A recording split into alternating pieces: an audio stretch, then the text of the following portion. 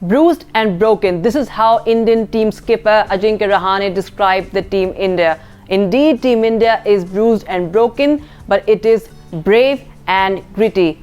India has shown resilience. It's like a wounded warrior in this entire Test series. This may not be the greatest ever Indian team, but it surely can be called the grittiest ever. The Test series began with a historic low for India. Getting bundled out for a humiliating score of 36 would have had a massive mental impact for any team.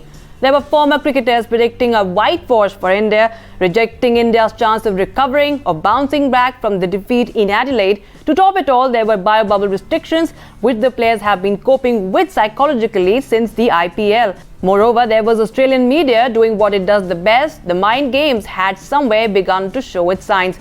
More importantly, there was Captain Kohli flying back to India on paternity leave. From a historic low, India went on to a historic victory, led by its stand-in skipper Ajinkya Rahane. Rahane's captaincy and his contribution with the bat, along with some stunning debuts, remain the highlight for the victory at the MCG, which is one of the finest Test victories for India, especially when you talk of victories away from home. Then came the glorious Sydney cricket ground, the third Test match. India seemed to be on the back foot many a times in this match, and there was ugly sledging by the Aussie skipper, racial abuse day by day by Australian fans, body blows, injuries. India was subject to adversities of many kinds here, but they showed nerves of steel at every point where they were being challenged. They fought fire with fire in the second innings of the Sydney Test. The grit and resilience they displayed on the final day of the Sydney Test was a testament to their mental strength and how far they have come from the Adelaide defeat. India were forced to field their most inexperienced pace attack in 7 years with a total international game time of 17 matches in Sydney. Their two batsmen, Rishabh Pant and Ravindra Jadeja, injured mid-match after being hit on the arm and thumb. And after being set a target of 407 on a day 4 and day 5 pitch, the task was nowhere easy. Adelaide might just have revisited the minds of the Indian camp. It all boiled down to India saving the Test match. A defeat was not something that India would settle with, no matter what.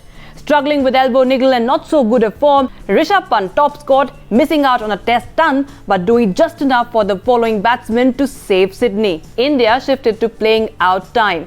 With the long tail, it was upon the pair of Hanuma Vihari and R. Ashwin to bat as many overs as possible.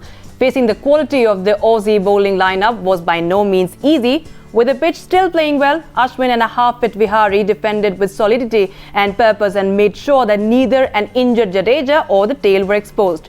The duo played out 289 balls combined to eke out a draw.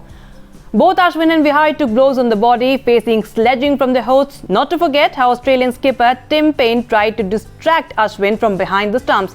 Ashwin gave it back not just with his words, but also with the bat. The temperament and grit shown by the team was indeed extraordinary.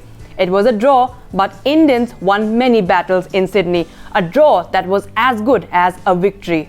From the horror show at Adelaide to the dramatic draw at Sydney, it's now on to the Gabba, and now we can only wait and watch if it can be a fairy tale ending for the Team India.